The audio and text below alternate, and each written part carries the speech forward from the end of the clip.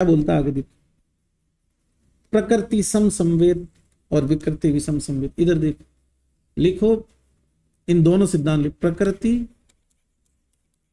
सम संवेद और विकृति विषम संवेद। रेफरेंस याद करना है, चरक विमान एक, पहली बात। अब प्रकृति सम संवेद को समझाता हूं। पहले दोनों का बेसिक जो मूल फ्रेम है वो समझो। इधर देखो, एक कोई द्रव्य है ए, उसके साथ में एक द्रव्य मिला दिया बी, और इनके मिलने से जो द्रव्य बना वो बन गया ए बी। ए बी में ए के भी गुण दिखते हैं, बी के भी दिखते हैं। जैसे दूध में चीनी मिला दी, अब दूध मीठा, तो पियोगे दूध की भी स्मेल आएगी और मिठास भी आएगी। क्लियर है? प्रकृति सम संवेद शब्दों को तोड़ो, मिलने वाली दोनों चीजें अपनी मूल प्रकृति को सम रखते हुए संवेद हुई है। दूध और चीनी दोनों मिले, लेकिन अपने गुणों को ऊपर ज्यादा नहीं होने दिया। जिसके जितने गुण हैं प्राकृतिक रूप से वो बने हुए हैं साथ में होने के बाद भी। क्लियर है? चलो, विकृति विषम संवेद का सिद्धांत, ए प्लस बी, ये दो चीजें मिली और बन गया सी। अब ना तो ए में सी है ना बी में सी है, कुछ नया ही बन गया। जैसे मधु और सर्पी ओ सम प्रमाण में मिला दी तो विष बन गया। अकेला न तो सर्पी विष है, मधु विष। ये विकृति संवेद का सिद्धांत। अब आप सोचोगे कि ये जो सारा बवाल है ये यहां क्या काम आएगा? तुम भूल गए अपन क्या पढ़ रहे हैं, रस और दोष, रस और दोषों का संबंध। तो आपको ये पता होना चाहिए कि कभी कभी इन रसों के विकल्प का सेवन करने से ऐसे इस तरीके से भी दोष प्रकोपित हो सकते हैं जो एक्सपेक्टेड नहीं थे। इसका मतलब वो विकृति विषम संवेद। फॉर एग्जाम्पल, गुल्म के 5 भेद होते हैं, लेकिन वाग्भट शारंद्र 8 मानते हैं, क्योंकि वो द्वंद्व को अलग से लिखते हैं। चरक तो बोल देते हैं कि मिले हुए को मिले हुए जानना, कि वात कफज है तो वात और कफ दोनों के लक्षण है। उन्होंने नहीं माने, उन्होंने कहा अलग आते हैं। और उनके लक्षणों में वात और कफ के लक्षणों के अलावा थर्ड पार्टी लक्षण भी है। तो थर्ड पार्टी कैरेक्टर डेवलप होना विदाउट उनका इंटरवेंशन, ये विकृति विषम से। तो ये पता होगा तभी तो मामला समझ में आएगा डिजीज का। नहीं तो तुम पेशेंट को कहोगे क्या खाया, वो बोलेगा ये, वो तुम कहोगे इस खाने से तो ये हो ही नहीं सकता। इसका मतलब आपको विकृति विषम संवेद का सिद्धांत पता ही नहीं। बात समझ आ रही? चलिए अब एक एक को पढ़ना चालू करते हैं। प्रकृति सम संवेद सिद्धांत, सुनना गौर से।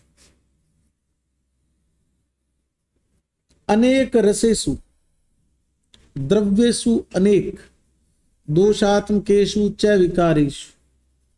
अनेक प्रकार के द्रव्यों का सेवन किया, अनेक प्रकार के रसों का सेवन किया,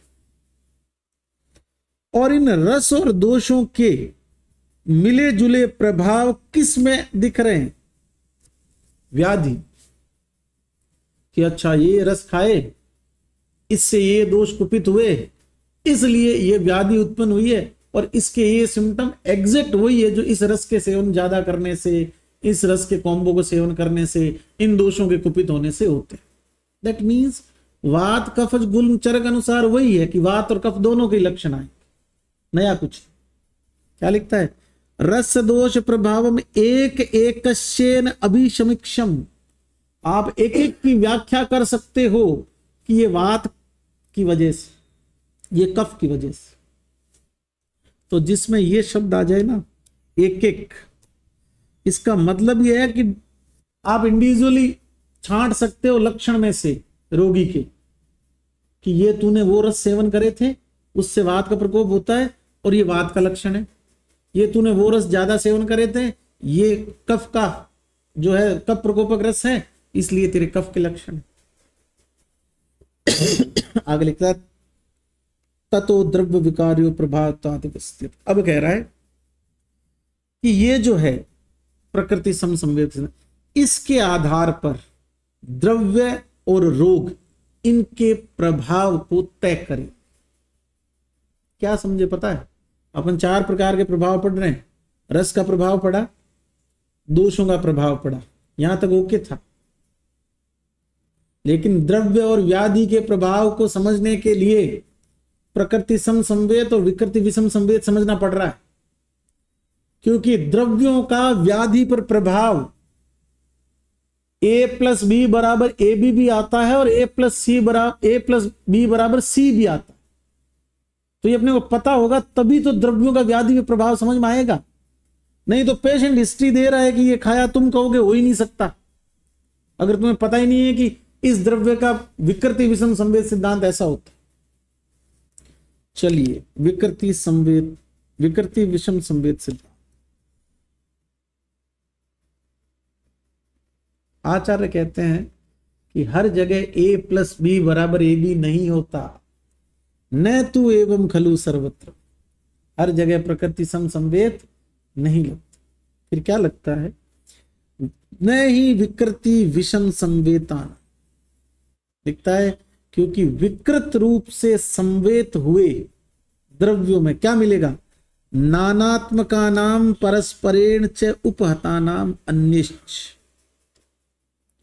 अब मेरी बात को सुनना, यहां पर फिजिकल केमिस्ट्री समझा रहा हूं और ऑर्गेनिक केमिस्ट्री समझा। फिजिकल केमिस्ट्री में जो कुछ भी दिखता है वो सब प्रकृति समसंवेद। दूध में पानी मिलाया, पानी मिला हुआ दूध है। दूध में चीनी मिलाई, मीठा दूध है। लेकिन सोडियम पे पानी डाला, धमाका हो गया। न तो सोडियम अकेला धमाका कर सकता है, न पानी धमाका कर सकता है। धमाका तो सी बन गया, a प्लस बी बराबर सी। नया गुण, नए कैरेक्टर्स। बात समझ पा रहे हो? और ये क्यों हुआ? कह रहा है जब अलग अलग चीजें, नाना प्रकार की चीजें मिलती है तो एक दूसरे के गुणों का ह्रास कर देती। अब जैसे ही एक दूसरे के गुणों का ह्रास होगा तो फाइनल प्रोडक्ट चेंज हो गया ना बाबू। अगर एक दूसरे गुण नष्ट कर दिए तो अब मान लो कि चीनी और दूध ऐसा करते और नया प्रोडक्ट बनता, वो न तो मीठा होता न दूध जैसा होता। वो क्यों नहीं होता? क्योंकि चीनी ने दूध के गुण नष्ट किए, दूध ने चीनी किए। अब जो बना है वो न चीनी है न दूध है, न उनका मिश्रण। तो जब तक दोनों एक दूसरे के गुणों का ह्रास नहीं करेंगे तब तक विकृत होगी ही नहीं। फाइनल प्रोडक्ट में कोई विकृति नहीं आएगी। विकृति विषम संवेद का मतलब ही यही है कि दो चीजों ने साथ मिलने से या दो से अधिक चीजों ने साथ मिलने से एक दूसरे के मूल गुणों का नाश कर दिया।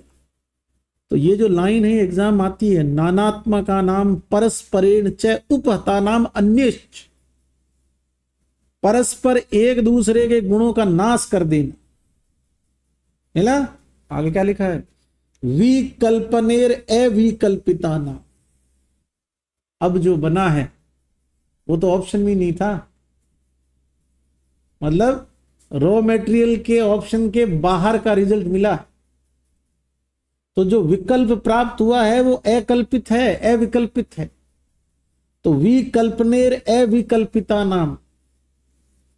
अव्यय प्रभाव अनुमान एवं, यहां तक ठीक है। और अगला टुकड़ा ये कह रहा है जो फाइनल विकल्प मिला है ना उसमें इंडिविजुअल नहीं दिख रहा कुछ भी, वो समुदायात्मक प्रभाव। समुदायात्मक का मतलब है जितनी भी चीजें मिली हुई थी उनका सामूहिक प्रभाव दिख रहा है। तो सामूहिक प्रभाव के अंदर अपन पहले ही देख चुके हैं कि एक दूसरे के गुणों का नाश कर रही। ये प्रश्न, समुदाय का मतलब ही ये हुआ कि मामला नया बन गया। कुछ फाइनल प्रोडक्ट में कुछ नई चीज है जो इंडिविजुअल में नहीं थी लेकिन मिलने से है। यही लाइन है इसकी, विकृति विषम संवेद की तीनों। नानात्मका नाम परस्परेण च उपहता नाम, विकल्पनेर विकल्पिता नाम और समुदायात्मक प्रभाव। ये बातें जिसको समझ आ गई उसको विकृति विषम संवेद समझ। तीनों के ही टुकड़े दिए हुए हैं। और चक्रपाणी की व्याख्या दी हुई, दोनों की, और चक्रपाणी की व्याख्या दी हुई है। बहुत ध्यान सुनो, बहुत इजी, चक्रपाणी ने तो बहुत इजी कर दिया। प्रकृति समसंवेद में क्या बोला देखो, कि जिस समीकरण के अंदर रस और दोष, अब चूंकि रस और दोष की बात चल रही है, विमान स्थान का एक अध्याय, उसमें रॉ मटेरियल को फाइनल प्रोडक्ट उसका अनुकरण करने वाला हो, प्रकृति अनुगुणों, प्रकृति का मतलब रॉ मटेरियल जो पहले थे, उनका अनुगुण करता है कौन? यो मिलिता नाम।